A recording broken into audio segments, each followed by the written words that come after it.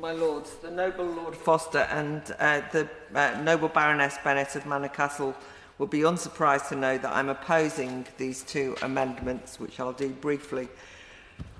If the gambling industry is pouring money into football, I would say that is a good thing. Anti-gambling commentators talk as if this were, I don't know, drug money coming from the mafia. The whole tone is moralistic.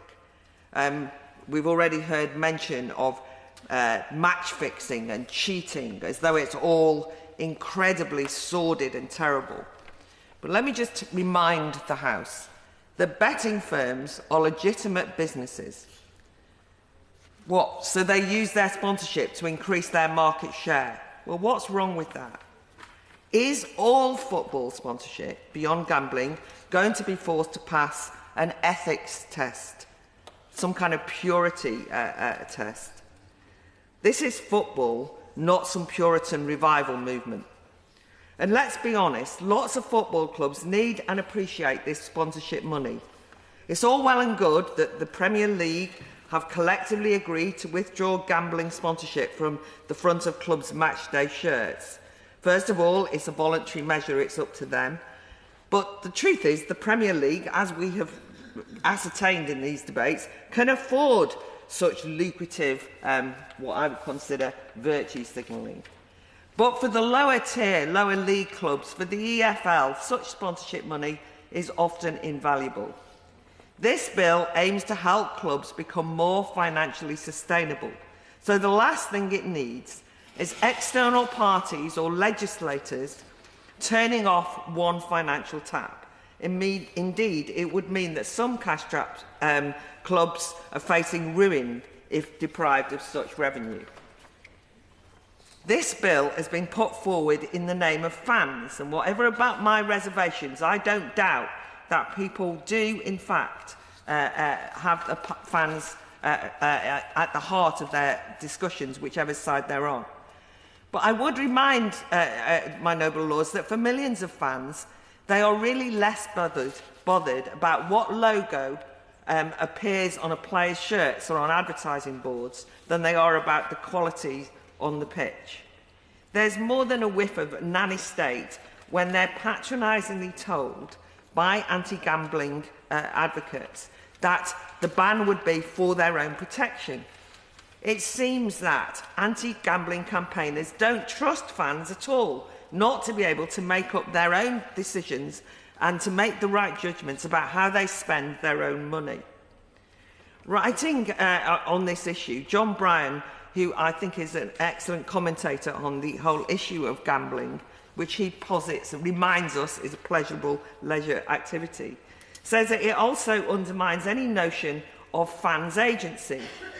The notion is put forward that as soon as fans see a logo on a football shirt, they'll rush off and place a bet, as though they're being groomed and just one punt away from addiction. This treats adult fans as children, and it's infantilising. Often it's posed... Oh, yeah. On that last point, is the noble Baroness aware of the amount of in-game gambling that takes place through television and, of course, through mobile phones, where the betting companies encourage fans watching matches during the game to bet on who'll get the next corner, will somebody be sent off, will there be extra time in a cup tie, and so on? And is that not interfering with the normal cut and thrust of the game in a way that is potentially dangerous? Not least, and I would like to answer this point, the dangers potentially to young people, particularly children.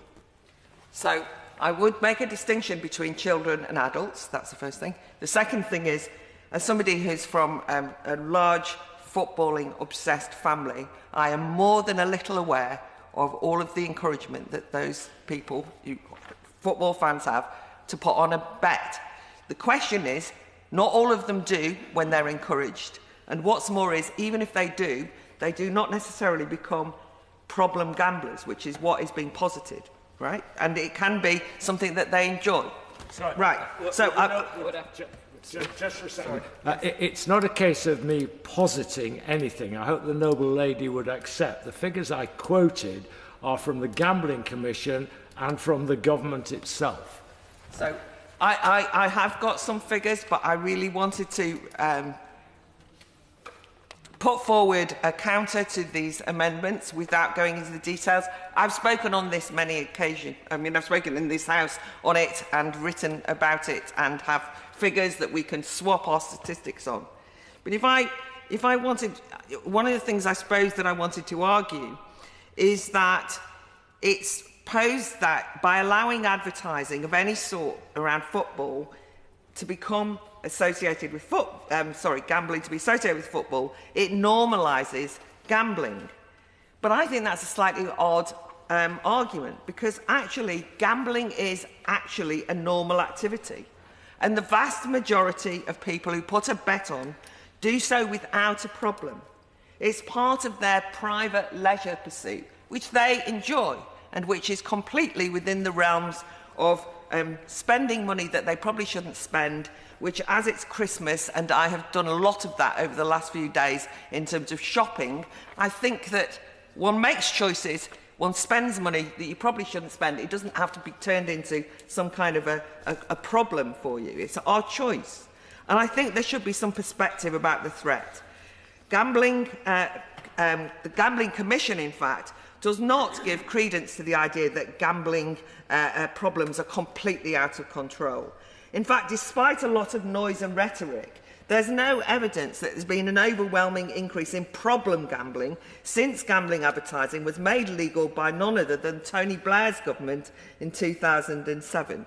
So I actually do think we should have an evidence-based... Yeah. I don't disagree with your principles or your beliefs. But you're talking about the nanny state and it's up to individuals. Where do you sit on smoking? Because smoking was perfectly acceptable. Everybody smoked, and sponsorship in sport was rife with. There was motivating teams named after cigarettes, darts competitions named after cigarettes. People don't smoke anymore. Society has changed, and unless you take positive action, you don't get that change. I think there's nobody in this chamber now smoking. There's nobody in the hospital smoking. There are nobody outside football grounds or inside football grounds smoking. And that's a great thing. And it's called taking responsibility for society. And I just wonder what the cost of gambling is to the NHS, to various other bodies that have to pick up the pieces of our individual choices, our individual liberties. Those liberties are your own until they affect me and you and him and her and the NHS. And then they become my responsibility to say something about it. I was on my last sentence, but I'll now make it 2 sentences. To the noble lord, in relation to smoking, he says now nobody is smoking. It happens to be the evening of the Terrace Club's Christmas Bash. That is the House of Lords smokers group, and I can assure you there's quite a lot of them smoking. Cross-party, including from your own party, noble lord. So they're drinking, they're smoking. Every single party is represented. It's a hut round the back, by the way, in case anyone wants to pop out. But anyway, there's quite a lot of people who smoke still. But anyway, one thing just to finish on this point. Smoking advertising was taken out of sports, and a number of sports nearly collapsed. Darts, snooker, they had a real problem. And the funny thing is, guess who came in to save them? The gambling companies came in and actually saved those working class, grassroots, rank and file sports. And good on them, I say. And the working classes were grateful at the time. And they didn't all become problem gamblers as a consequence.